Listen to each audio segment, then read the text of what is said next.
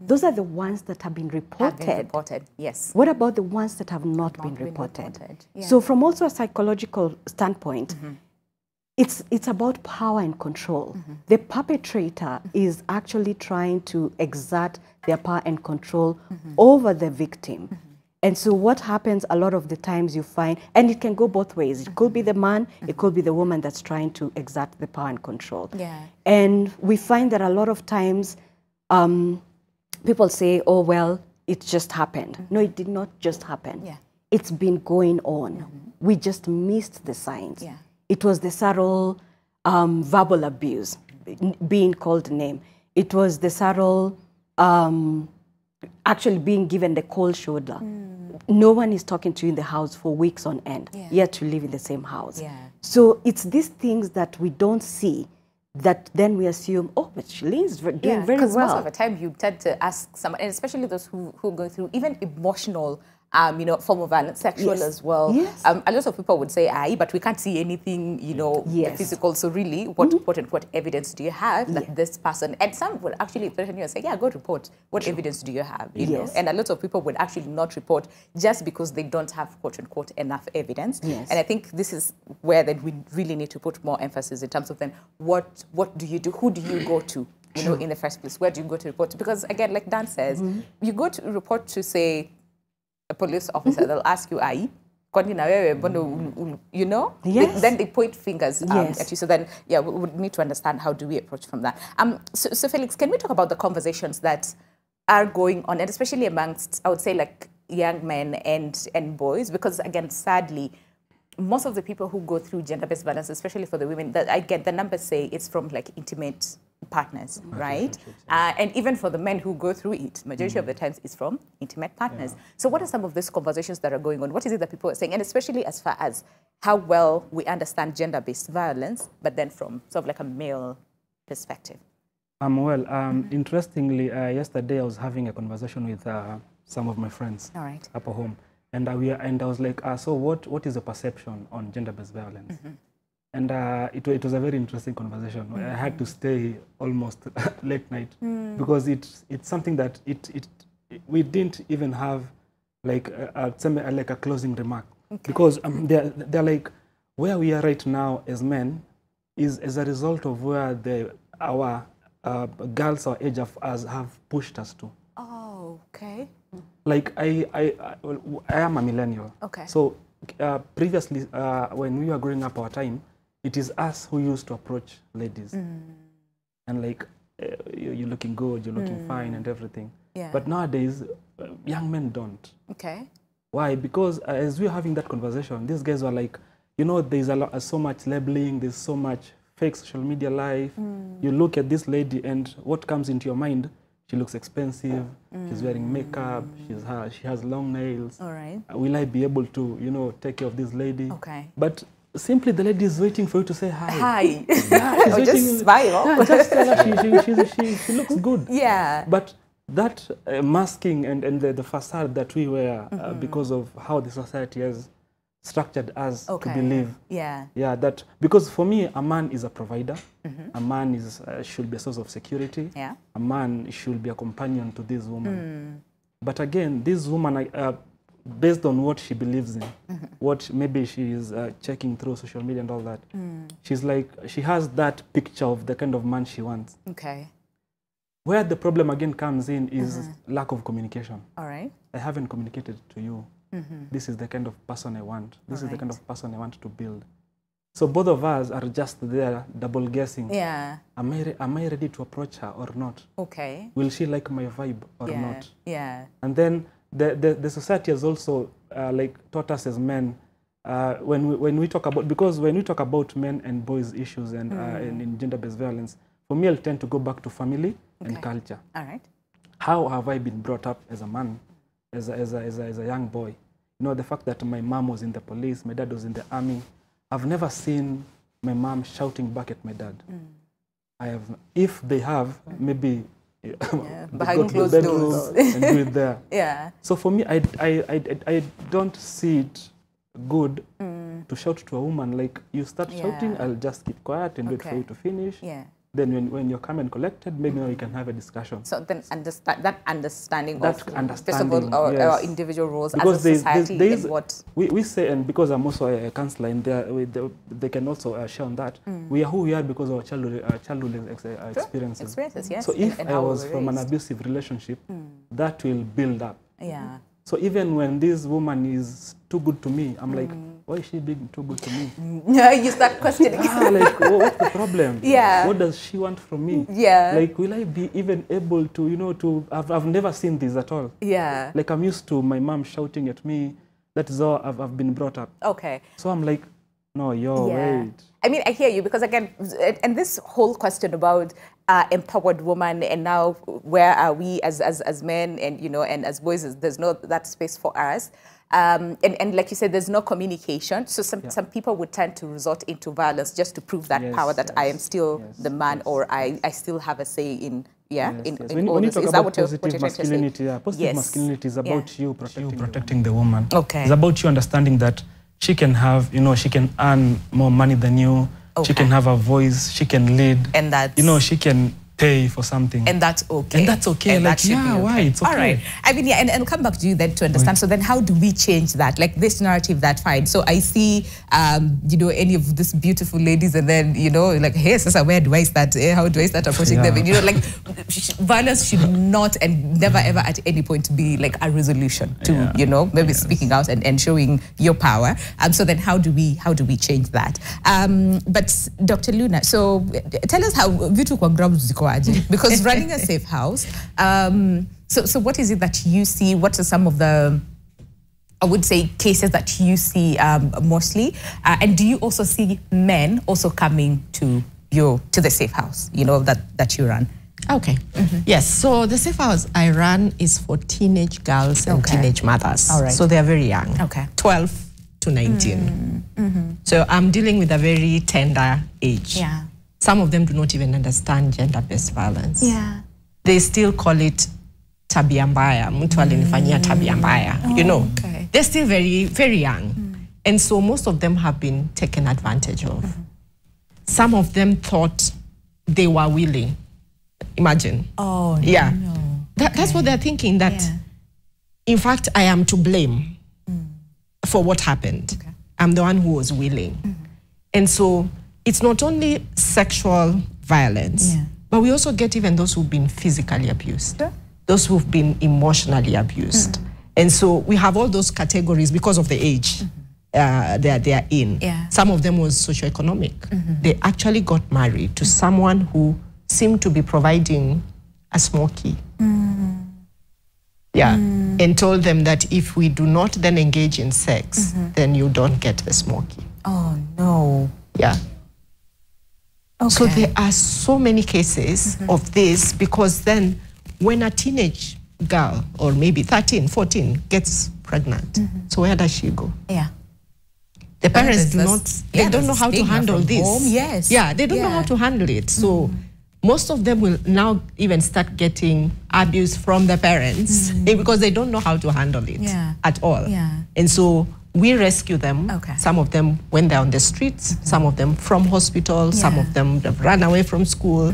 So we get them to have them in the safe house. Okay. First of all, just for psychological rest. At the very can you least, just can you just get out of all this chaos before you start thinking? And so the ones we really deal with, some of them do not understand that this is GBV at all. It's very foreign. And so when we are talking about it, they're even asking, what are you saying? But I forgave this person. Yeah, but I forgave them. Please don't follow up. Or maybe they just had a bad day and the devil, came in between and all those things. So they're just saying, I forgive them. Please don't follow up. Don't arrest them. Oh, wow. Yeah. Okay.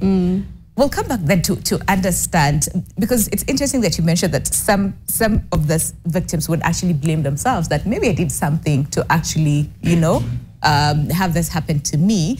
So then also changing that narrative and just saying, hey, it is wrong. It doesn't matter whether you sort of like instigated it or not, it is just wrong in itself. And then how do we move on from there? But Dan, can we go back to 2013 again? Because like I said, you've been very vocal about your story, but just in case someone, is coming across you today and, getting to interact with your story a little bit, can we go back to 2013? So, of course, you were married at this time to your lovely then wife. But a lot happened before, the day of the attack, right? Yes. But can we just, based on the day of the attack, and maybe just a little bit about what probably you think could have led to the attack? Okay, that's before the attack. The attack was on 21st September 2013. 2013, yeah. But the same year in May, we lost our kid. I'm sorry. Yeah. And then after 2 weeks after we had buried our kid, she came and told me that she had been advised that we need to have another baby so that she may heal from that trauma. Okay.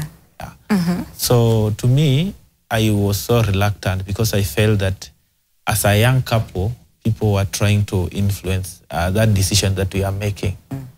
So I say, let's give it a wait so that people may not feel that they make decision for us. So we moved on.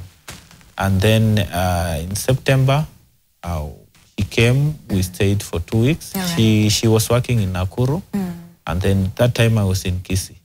So we used to meet over the weekend. She used to come. Alternatively, I used to travel to Nakuru. Okay. So this time around, she came, we stayed for 2 weeks. And then 2 days before the incident, she told me that she wanted to take the kids' belonging with her to Nakuru. So I refused. All right. Because I was staying in a police line.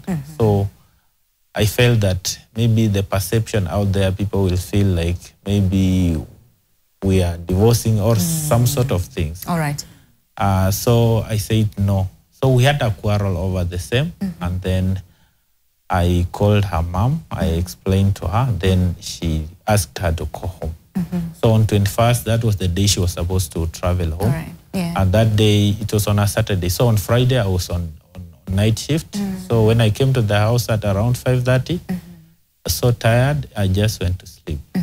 So few minutes later, as I was sleeping, she woke up and poured sulfuric acid on my face. And then she ran away. And then further to that, she had even connected electricity, the heater, and then put it on the floor and poured water. So a pool of water. So when I stepped out to try and help myself, when I stepped on the floor, I felt a shock.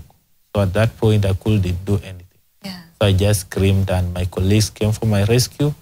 They rushed me to the hospital and that's where the treatment journey began. And just to stay on that, so looking back, because Dr. Frida, you mentioned that sometimes there's some of the signs that sometimes maybe we don't see or maybe we tend to overlook. So for you, Dan, were there things that maybe you'd noticed? Because I know you talked about you had a quarrel, but then sort of like... Yes, but she left. Like, were there things that maybe you saw that you thought maybe could have later when I tried to try and understand why she did this, I realized that, we did not take time to know each other. Okay. And one thing I realized that she came from a dysfunctional family whereby the parent had divorced because of the GBV, because of the fight.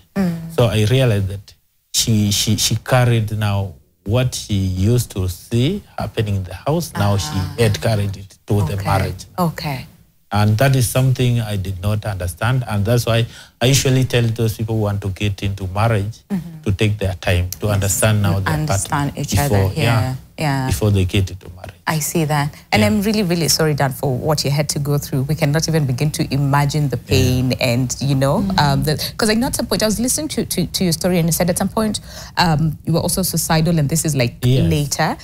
We'll come back to talk about it. But Dr. Frida, I just want to bring you in this case. You also talked about some of the signs and symptoms, and also, Felix, you mentioned sometimes our background influences how we see things, how we perceive things, and especially when we're talking about violence, because there's some people who think violence is the only way to show power, right? So what are some of these like signs, and because everybody, and especially who gets into marriage or relationships, we don't get into it knowing that, well, one day, hey, I'll do something to you. Maybe except the like narcissists and they have like some other mental health conditions. But yeah, what are some of those like signs that maybe we should be on the lookout for?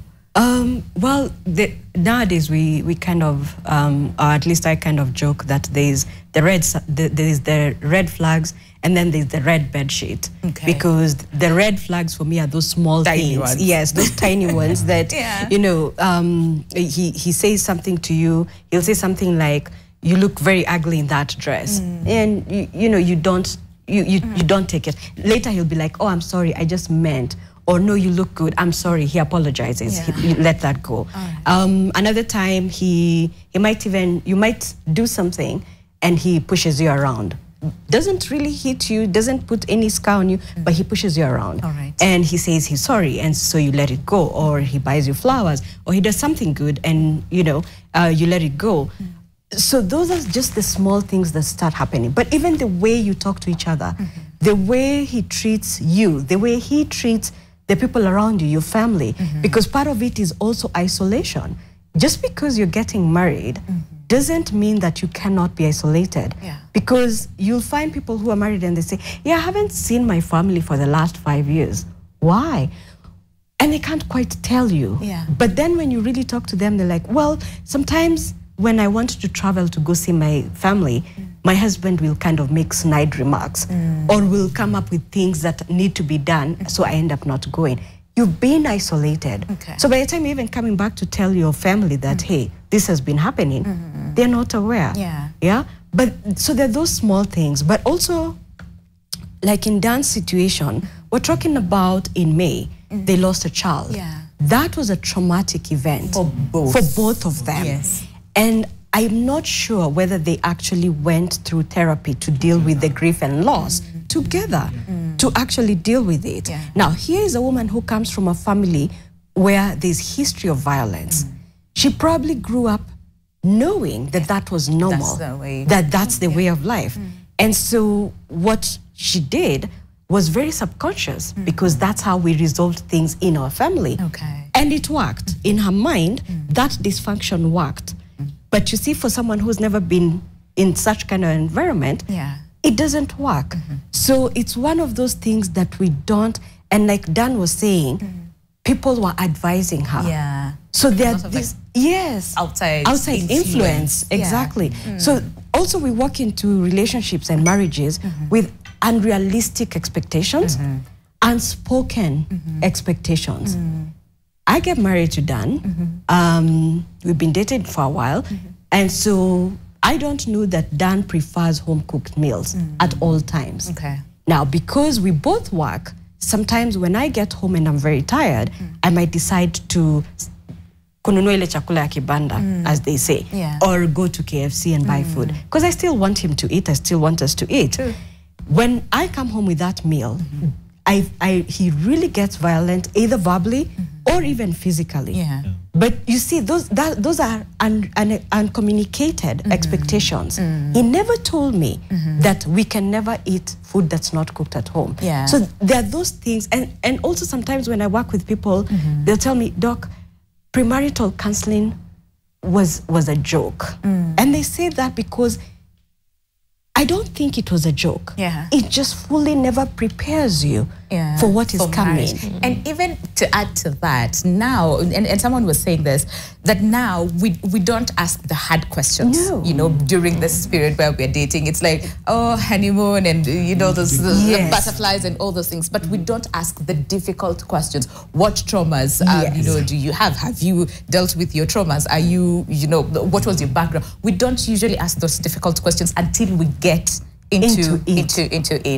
You talked about, and you mentioned some of the signs and symptoms to look out for, but I'm also curious for the men, because again, like we said, we have so many men who are going through, you know, they're being attacked, you know, and violated in so many ways. So for the program that you run, what are these men, are they, first of all, opening up towards what they are experiencing, either in relationships, either in marriage, or even just amongst, you know, themselves? Are they opening up to just say, this is what I am going through? And if so, what are some of the commonest, you know, maybe cases that you've heard? nowadays I keep telling guys that I, being a young counselor, I'm like a kind of different new era counselor. So not that, sitting in the office and just talking one-on-one and writing letters and then you say the session is over, now you can go. Being in programs, I think you tend to engage more with the community or the audience. So normally we are running a program called Nitasimama Imara, which has young boys, 24 and below, and then we have men's bandari. These are the older men. So we did a project in Iten, Elgeyo Marakwet, and as we were doing the trainings during the day, for me, I'm more of making observations, the nonverbals. How are these young men coming to the training room? Are they sitting? Where are they sitting in the room? Who are they talking to? So I realized we will do a training. Yes, they'll come, they'll sit. Some won't even talk. Some will just listen. So at the end of the day, I just told them one day, can we go at the rooftop of the hotel? Then I called, my programs director was with the older men, the men's bandari. So I told them, can we go to that meeting? Then I asked the older men, when was the last time you, as a father, sat with this young man and explained to him about courtship in your culture?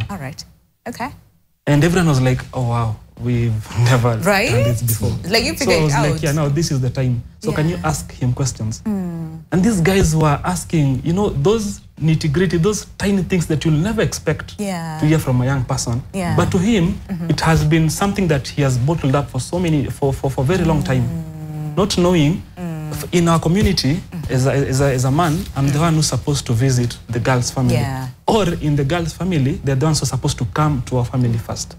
So as I said before, there's no proper communication. And the older men, for the longest time, they've been very absent. Very absent. Can we put a pin on that? We take a break and then when we come back, we'll pick up from it because it's true.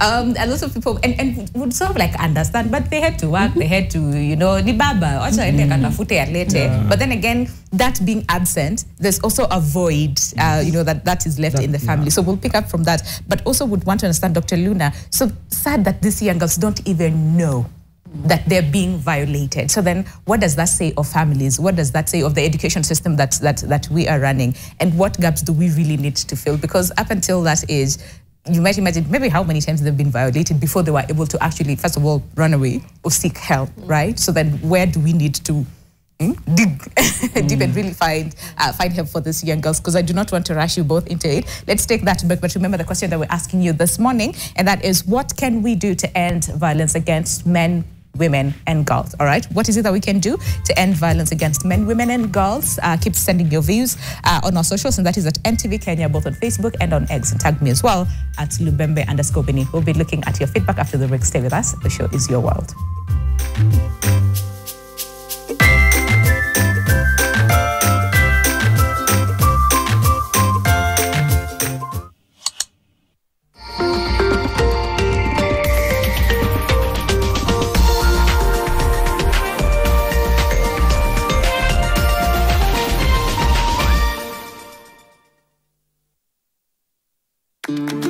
I'll have the usual on the rocks, double. I'll have whatever he's having. Real recognize real. No added sugar, no preservatives. 100% real fruit. Mark your calendar. On Monday, 25th November 2024, join us at Unoa Primary School, Wote, Makueni County, for the official launch of the 16 Days of Activism against gender-based violence.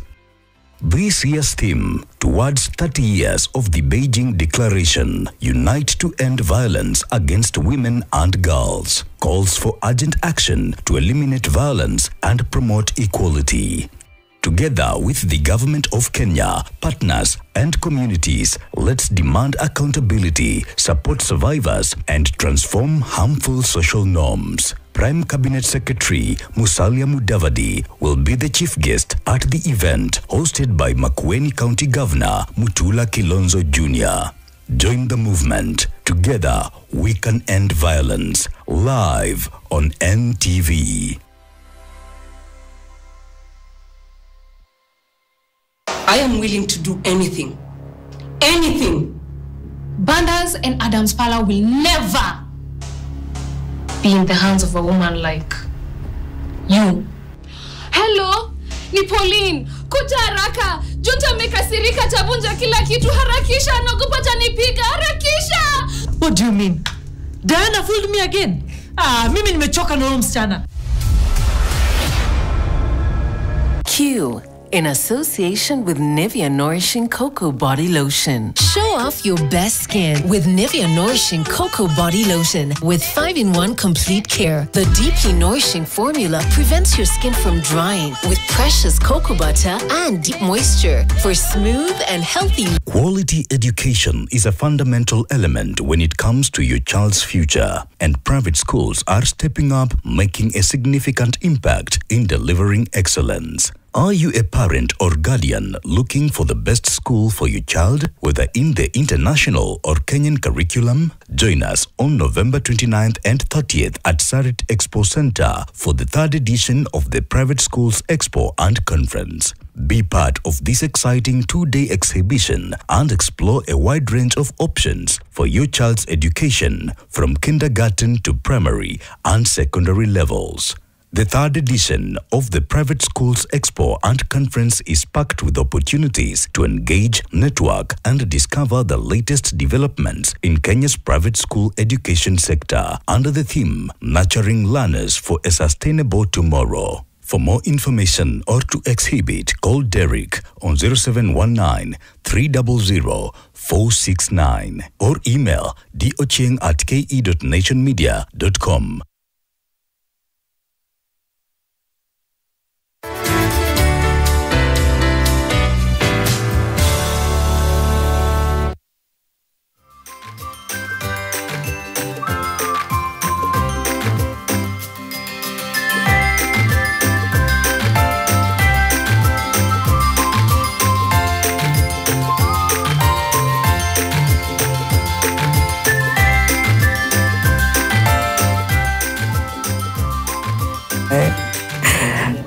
All right, the conversation clearly still continues even during the break. Welcome back. The show is Your World.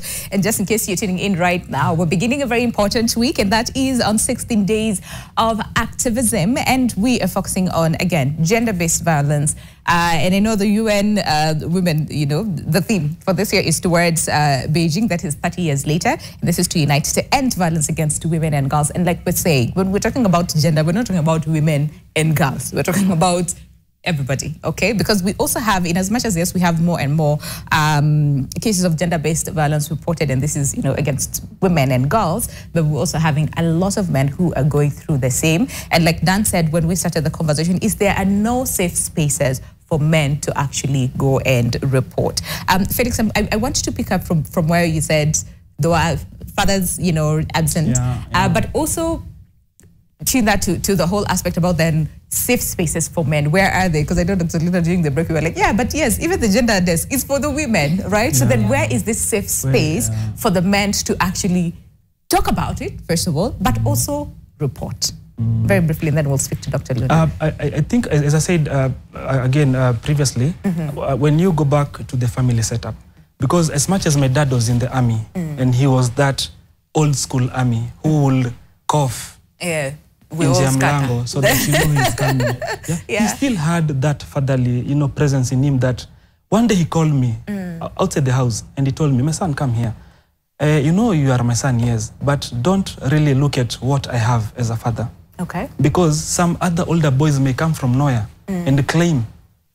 So safe spaces or where this conversation can begin, they can be conducted anywhere. As long as there is a father figure or a mentor who is with this young man and is able to get this young man and tell them what we did in E10 is still happening up to date. And they took it further. They started a program on untrace seedlings. And within a span of, I think, 3 years, they were able to sell like 1,000 seedlings. And it's still growing. And what we did, we allowed them to localize that group of theirs. So they called it under their own name. So for us, is to just oversight and assist them where they get stuck. But the older men are the ones who are taking lead and they have the younger men also in the position of leadership. Okay. Another thing that is really missing in our society. My dad is doing business. He's running it, venye anasema anatufanyia kazi, but he doesn't involve me. When he's dead, I will sell that and do what I feel is what I want to do. Okay. Yeah. All right. So there's a lot of disconnect, essentially what you're saying, right? Between like the fathers and sons and communication as well and all those things, and that positive role model for this young man. All right. So then Dr. Luna, so then where does this leave the boy child? Because I know, yes, you ran a safe house for teenage girls, but maybe someone is watching and wondering, really, but what about the young boys? Because we have a lot of young boys who are being sodomized, who are being attacked by even their family members, and they don't know where to go, they don't know who to report to, because there's some who are being threatened, like, well, report to Taona. Nitakuja when you do something to your mom and your sister, or, you know, anyone. So then where does this leave this young boy who's also going through essentially more or less the same what this young girl is going through? There are safe houses. Okay. Yeah, they're there. There's a toll-free number for children. 11, is it 116? Yeah, 116, where they can actually report these cases. Yeah. But it all has to start with the culture that we are in. Yeah. Even that 116, there's a time I was in that space for a few months. Most of the cases that are reported have to do with girls. I believe that the society believes boys should defend themselves. They should be strong, even when they're young. Yeah. And even when they are involved in some of these cases where we get even teenage pregnancy, it is with a teenage boy. Okay. But what happens with that teenage boy? Most of them used to be told, go to your uncle's house, live there until things settle down, and then you will come back. Yeah. So while he's at the uncle's house, is there anything happening to have him know that what he did was not right? Yeah. That there are other means of dealing with issues that they could be having. So I don't know how much is being done when now they are taken to the other side to be talked to. But one of the things when we do advocacy in the community is that we talk to both boys and girls. Okay. Yeah. Okay. We tell them about the dangers of engaging in the risky sex that they engage in and drug use and other things, just to prepare them that these things, as much as it's very physical to girls, it is also affecting you, the boy. Yes. Yeah. So we talk to both of them. We have also men. We invite men to come and talk to the girls in the safe house to make them know that there are some men who are actually safe. So because now they already have a perception that men are not safe. Okay. Yeah. Okay. So we want them to start getting, because we'll reintegrate them back to the society where these men are. Yeah. So we want them to feel safe with them. And so there are those who will come and talk to them and just help them feel safer with them. So you talked about gaps. There are many, many gaps, starting from the home, just at home. Yeah. How is this child being parented? What are they exposed to? Yeah. What are they seeing? Who are their role models? And so when they get to a place where now they almost like have to take care of themselves, do they know what to say no to? Do they know when to start saying no? Do they know that boundary? When do I start saying no? Is it after I've been beaten and beaten is when I say no? Is it after someone has forced me into sex is when I start saying no? So when do they start putting those boundaries? Okay. So those have to start in the spaces where they spend most of the time, and that is home and school. School, yes, if you talk to these girls, like the ones I interact with, they will tell you about the different forms of abuse, but do they know what they look like? They'll tell you mentally, knowledge-wise, they have it. They'll tell you there's physical, there's emotional, there's a socioeconomic, there's all that. But do they know how it looks like? Do they know when it's approaching? Yeah. That is now where the gap is. I hear that. I hear that. And then, okay. To add a bit on what you're saying, like when I talk to the young boys, we've had a program in Kibra where we brought in young men and the older men in Sitam. Okay. And then we trained the men from Sitam on mentorship and how to go about it. Then we trained the young men, then we brought them together. All right. So this one man had like three boys whom he worked with. And it was very funny what she's saying, because this young man from Kibera has never entered Kenchik. He's never ate pizza before. All right. But now because this man we've empowered this man, he's taking them to a meeting and they're seated at Kenchik and they're talking. Okay. And that changes the whole perception of this young man. He's like, oh, wow. Okay. So there's so much out a dad here can be like this. Yeah. Like a dad can be this loving. I can go to this place if someone, even if I don't have the money, someone can at least take me here. Yeah. And we were able to get some back to school. Some came out of crime. That's good. Yeah. And we after the training we gave them, we did an action plan, and we told them, now that you are free, can you show us what you can do in the community? Okay. So they will go to the football pitch and they'll approach the young boys and they'll talk to them and they'll take photos, of course, with consent. And I think it's easier to, like, for them peer to peer, like talk about this, talk about that. Because when there's that age gap, some people might be afraid to even talk about the real issues that they are experiencing. So that's good, talk peer to peer, but also get mentorship out there. Yes. All right, I want to speak to Dan and then I'll come to you, Dr. Frida. So Dan, after the incident, because again, I really don't want to imagine that what you went through and the pain, and not just like the physical pain, but also emotional, pain as well. And again, like I said in your story, you mentioned you were suicidal, right? You had suicidal thoughts and ideations. Do you want to take us through that moment and then later, like say, because healing is a process, it's not just, one thing. So then what happened to that relationship? Do you ever get to that point where you forgave your then wife? But let's just focus on, the suicidal parts first. Yeah, when I was in the hospital, my prayer was to see again.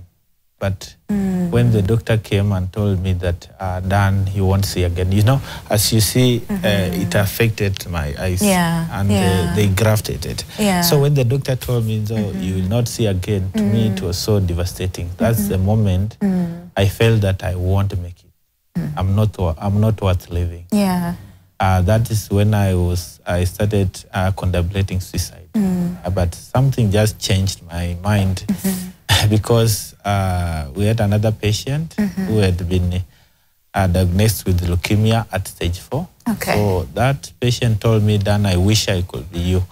That statement changed my life. Okay. Because for him, he knew that there's nothing they can do. He was just waiting for death. I'm sorry. Now he was wishing he could be in my situation to continue living. That's when I realized that this life is so precious, and that changed the whole situation. Yeah. But it has taken me quite some time even to be where I am. And I usually tell people, take your time. Let no one rush you into acceptance or what. Take your time. Yeah. Eventually, you'll come out with the support of the support system. Because to me, when I went for rehabilitation. That's when I met other people who are visually impaired, and that's when I started now accepting. Yeah. And from that point, I chose to forgive, because coming from a Christian background, I had to forgive, to let it go, so that I can now grow myself. And from the time I made that decision, I really saw the change, and it has really helped me. Yeah. Okay. And you know, for so many people, when you say choosing to forgive, and I think Dr. Luna also mentioned this, so people would assume, so fine, so you say forgive and then you go back and try to rebuild what was there, because again, this is someone that you loved, you know, and all those things. So what was the situation like for you when you talk about I chose to forgive? Yeah, as I said, it was not easy, because many people were calling me, oh, Dan, can we revenge? Can you do this? But I felt it was not good. Okay. Yeah, it was not good. Even though the case is still pending before court. Because she ran away and there's a warrant of arrest. But me, from my heart, I had to forgive. But I can say it took me time. Yeah. It took me time. Yeah. And when I was in the hospital, I realized there's a lot of gaps, because I never saw any person to come and tell me, like any group for boy child or for what, to come and offer support. Yeah. It was only the counselors at Kenyatta and the family. Yeah. And that's why I chose even to register the non-profit, so that through the pain I went through, I can offer support to other men who are going through. Yeah. And you would really understand that what they are going through because you have gone through it yourself. Yes. So the question is, so what, like, from having gone through this, and we have the systems, someone would say we have the systems in place. This is like the justice system. We have our law enforcers and all those. But do you think they have done enough to help combat cases of gender-based violence? Because you are a police officer, right? Yes. And someone would think, police officer, who and all those things, you know? But this happened to you. Yeah. I think GBV can happen to anyone. Whether you are educated or not, whether you are employed or not. It can happen to any person. And what we need to do, the system, to me, I felt that I did not get that support. Because she was given she was bailed out even when I was still at that critical moment in the ICU. And you know, to me, I felt that was not good. They needed to wait until I stabilized to see the situation. But that notwithstanding, that's what is happening in society. Unfortunately, the systems are not in place to really offer that needed support to the victims. What you're saying, right?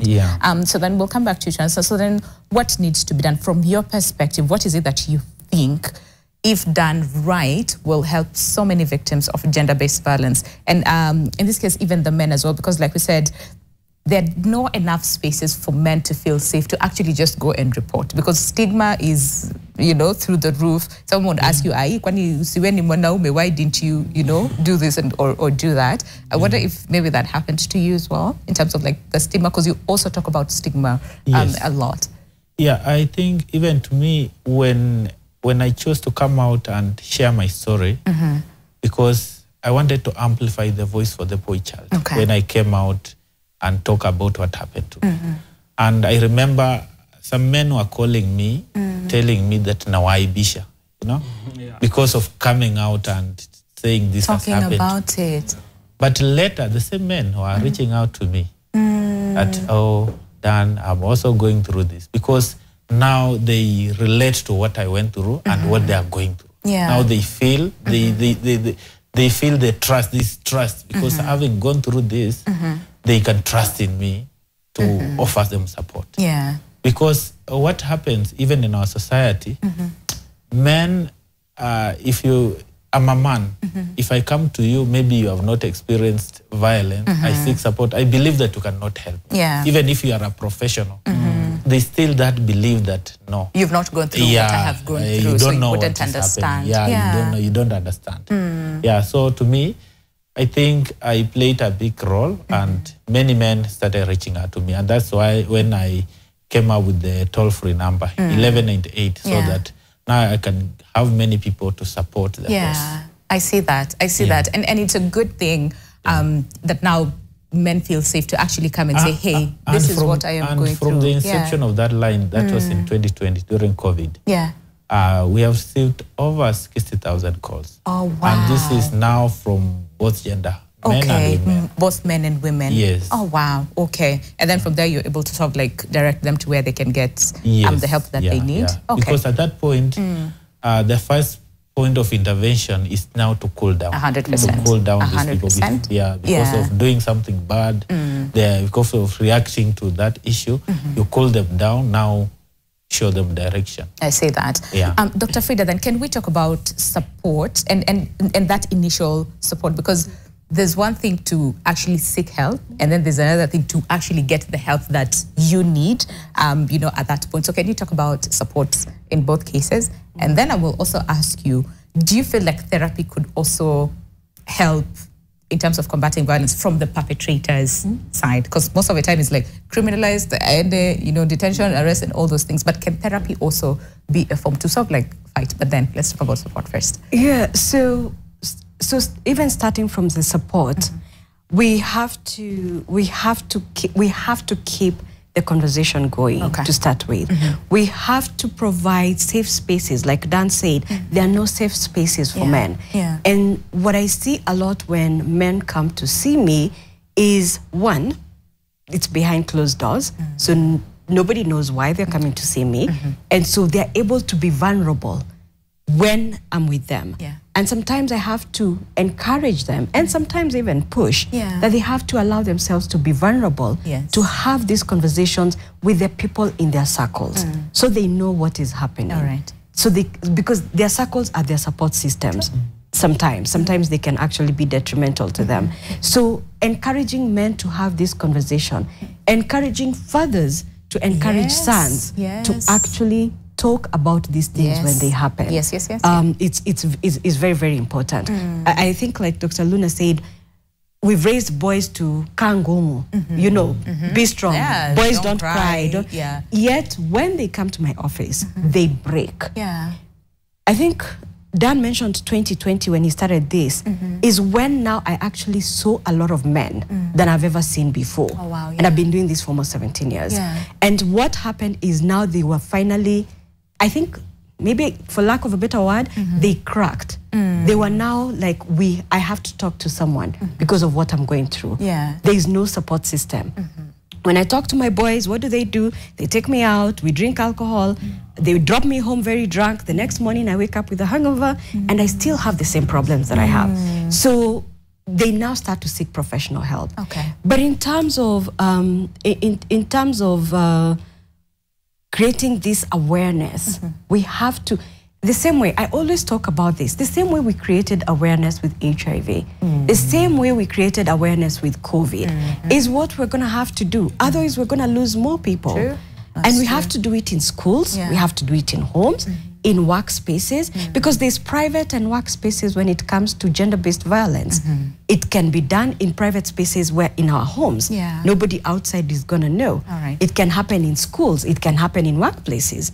I mean, we keep talking about people being harassed at work. And this is where I advocate for men, because men get harassed in offices more than anywhere else, from emails to text messages to looks to things being said to them. It's not, we're no longer in those days where women used to pass the streets and construction workers are whistling.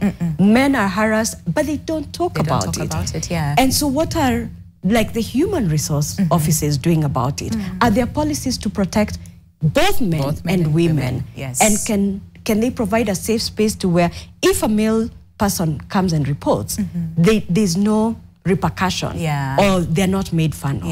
Is very, very important. I see that. And I think the other question that you are asking is, so can therapy? Yes. A lot of the perpetrators, they come from probably a place of violence themselves, whether it's physical, whether it's emotional, socioeconomic. They come from a place where they've seen it, maybe from a very young age, and it has been normalized. So they're just practicing what they've seen. When you talk to people, sometimes they'll tell you, oh yeah, my grandfather used to beat my grandmother all the time.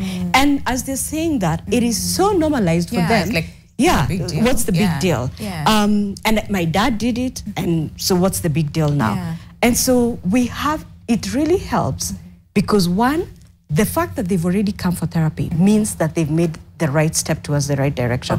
I want to change the narrative. Just because my ancestors did it doesn't mean that I have to do it. And my question was more geared towards, so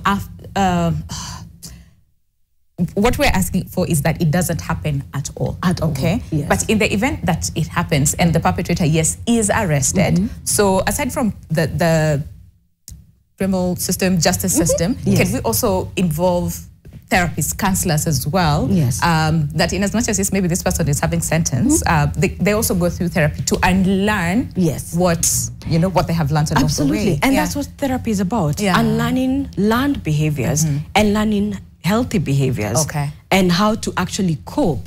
Because sometimes these people who are perpetrators, you find they carry a lot of anger, a lot of shame, a lot of guilt. Unresolved grief. How do we then help them understand what they're going through? Because they can't actually name it. They'll tell you what they're going through. So naming what they're feeling and actually how to deal with it and how to manage their own reactions. Because I can manage my own reactions, but I cannot manage Dan's. And so how do we help them understand that so then they're not repeat offenders? I see that. And the question of safety, yes, all right. The justice system is really actually integrating now counseling as part of their system. It's just that they're not enough. Okay. So you'll find maybe a remand has one counselor, but against how many people? So they're really, really trying. I know there's lots of recruitment that has happened. It's just that the numbers could be they could be overwhelmed. And also just aligning what they do in those areas, spaces, let's say if it's a remand or the wherever they are, aligning counseling and therapy into their program. Then is a place that they really, really need to look at. So it's not just like you're having 1 hour or 30 minutes in 2 weeks. You know, it may never really get to help you. So I know there's work that is being done, but it may not be enough. Okay. And I think yes, go ahead, just to add on that, GBV has been there for many years. Some time, yes. And a lot of resources has been put in this sector, but the focus is always on victims. We need to change tax. Now let's focus on the perpetrators. Because if you focus on the perpetrators, I think within a short period of time, we'll have the cases going down. The same way they did with the FGM. All right. Because now they focused on the male to say no to FGM. And you see the cases have reduced significantly. So if we put resources to focus on the perpetrators, the same way we are focusing on the victims, I think it will be a game changer. All right. I mean, you mean focus on perpetrators in terms of, and especially those ones who have understood that this is wrong and wish to do better, so use them to speak against violence. To help them understand that whatever I'm doing to my loved one is not good. Because they have that's the way they have learned. To get something, you need to instill fear. Someone needs to go through pain. That's not the best way. It's now to teach them, no, violence is not the solution. Yes. There's other way to do things. But also I think perpetrators would include, like Dan is saying, like FGM. The parents are involved. Indirectly, they are perpetrators. Those have to be educated about the importance of keeping their children safe and what these acts mean for the people involved. And also there's this thing, vumilia. Ndoa ni kuvumilia. You know, at Assisi we went through it, and do you know tulivumilia? Or some victims would say, but I'm staying for the kids. Okay? So is this like some form of enabling, you know, the perpetrator, that they know, we'll do all the utabaki too, you know, or ama utaenda na utarudi too, you know, like is this? It is, but in some way it's it's actually a psychological tactic, because it's like when we look at when we look at feminization of poverty. Why do most women actually not leave? Where am I going to go? Because I cannot afford to take care of the kids by myself. So we stick around. So it's and like you said, when our mothers say we went through it, our grandmothers we went through it, and here we are, and here you are. Justifying that minimizes my experience of violence, because it means that if my mother tells me, just hang in there, I did and I'm okay, then that means that I still hang in there. And unfortunately, you might have to attend my funeral. That's the case. And so it mostly is now talking to both men and women, because they are involved. Do not stay in an abusive relationship or marriage, regardless of whether society is going to talk. Either way, they're going to talk. Because if they're hearing me being hit at night, they will say, ule mama alikuwa anapiga usiku. You get tumeshazoea. If I don't stay, ule mama alienda, akaacha bwana yake. So either way, they're going to talk. So you have to make decisions that are going to, first of all, make sure that you stay alive. The question is, Dr. Frida, then where do you draw the line? Because there's the trying part. You know, like, let's try and make it work, okay? Yes.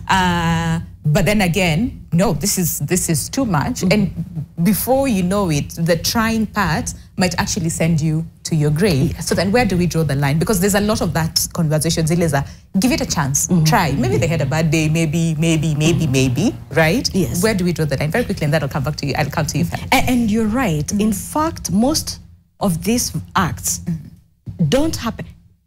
A good example is Dan. When he said, no, you cannot live with our child's stuff. That's when it happened to him. So even in this relationship, it's when you're about to leave that actually these acts happen.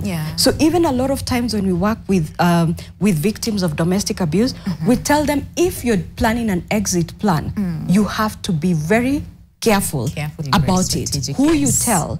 And also, as you're saying, let's give it time. What does that look like? Are we seeking therapy? Are we talking to a spiritual leader who can help us? Do we have a mentor who's helping us? Because we could be saying, let's give it time, but we're not doing anything. But even then, you have to tread very carefully because you're all both walking on eggshells at that point. And that's where emotions are so high that anything can happen. And Felix, even as you chime into the point that you wanted to make, I'd also want you to speak on religion a little bit and what role does it play in fighting gender-based violence. Because just over the weekend, I came across the story of Florence Shiko, unfortunately, who was almost unalived, you know, by her husband, and both of them are members of the church. I mean, the husband is the chair of development of, you know, of the church. And then we also have Dan here, who's a police officer, and he rightly put, nobody is safe. So the question is then, so what is that safe space? Where do we go to? Because, you know, and where do we go to? What comes out of that? Because that is a conversation that I've really had with where the spaces that I'm in. When you talk about courtship and communication, you know, kitambo ilikuwa, there's that mentality of young people, because I've tried to date this person for a very long time, it has failed. Nimejaribu wa pili, amefail. Nimejaribu tatu, amefail. So I'm like, so what do I do sasa? Where do I need to go? So kulikuwa ile perception ya kitambo ati nikienda kwa church, nitapata demo presentation, ameokoka, anakafiti. But I don't know where this girl is coming from. Probably pia yeye alikuwa in the same situation. Alikuwa hurt, akona enough is enough. Niliambiwa church, ndio, this is the house of my father, ikona kila kitu. So I'm meeting this dude that I've not sat with.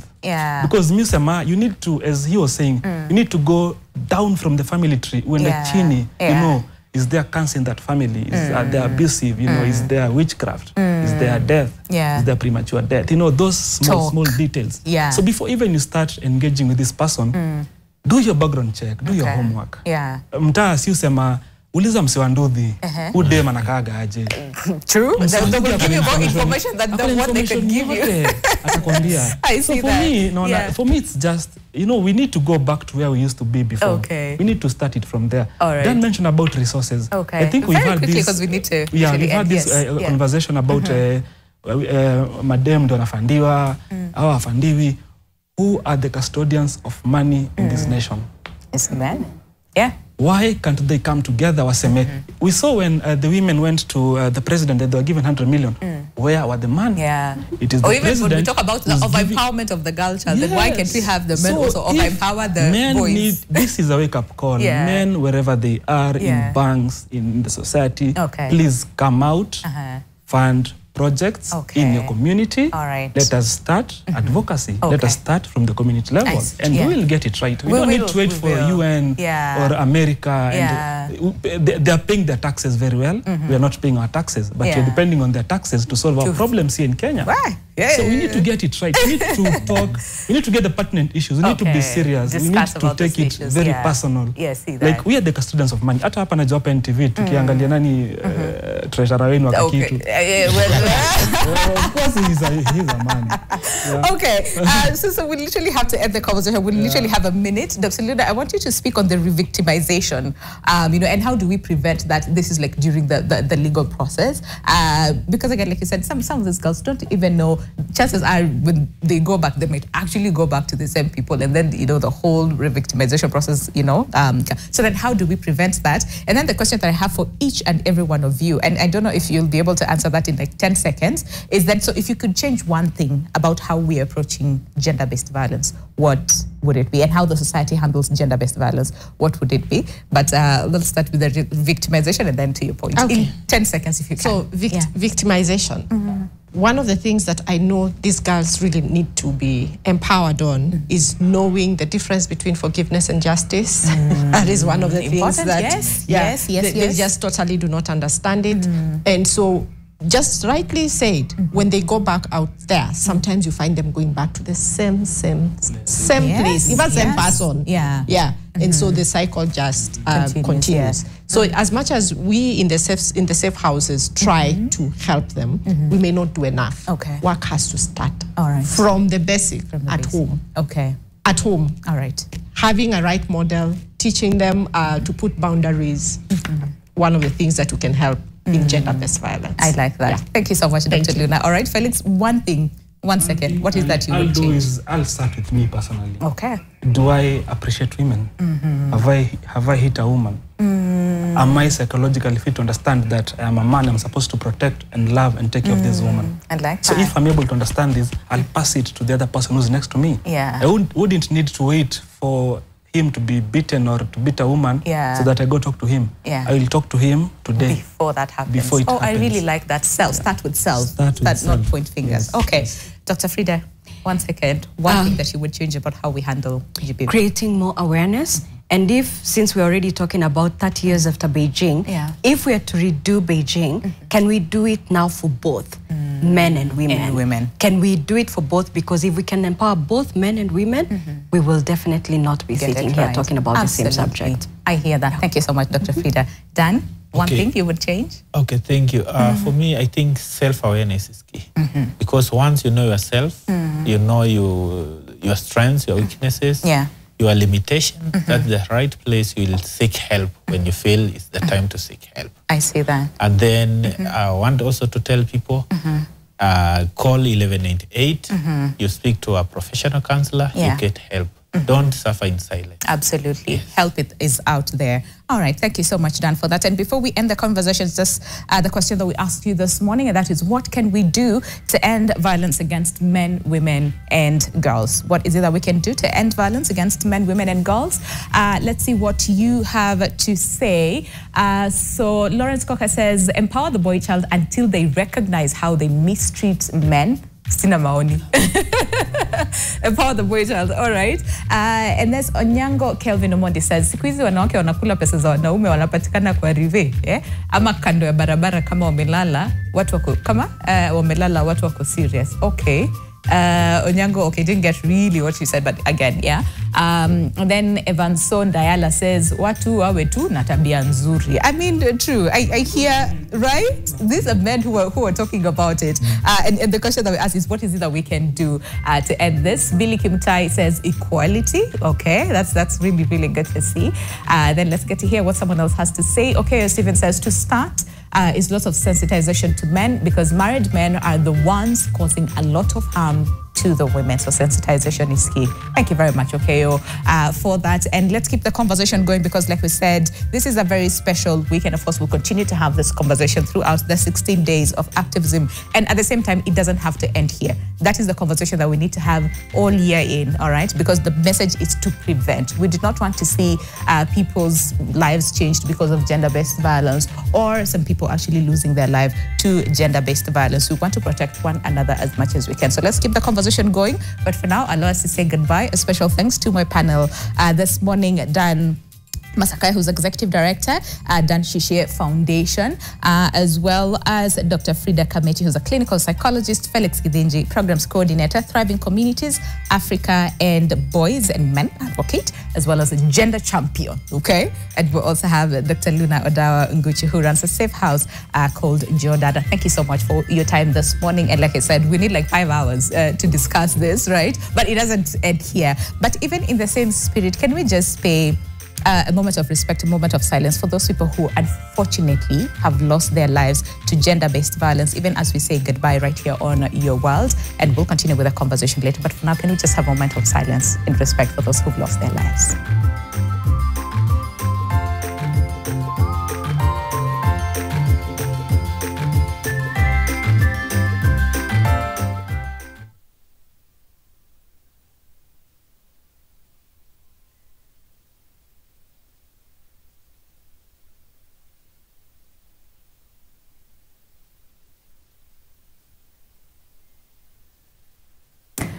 Thank you very much. And really for those, and especially for the families who've lost their loved ones to, excuse me, gender-based violence, we pray for you and our souls and hearts and prayers with you. But again, like Dan said, help is out there. So do not suffer in silence, seek help, and help is available. My name is Winnie Lubembe. Enjoy the rest of your day, but do not go too far because 16 Days of Activism, there's a live event happening in Makueni and it's coming up right after this. But until then, enjoy the program and stay safe. Goodbye.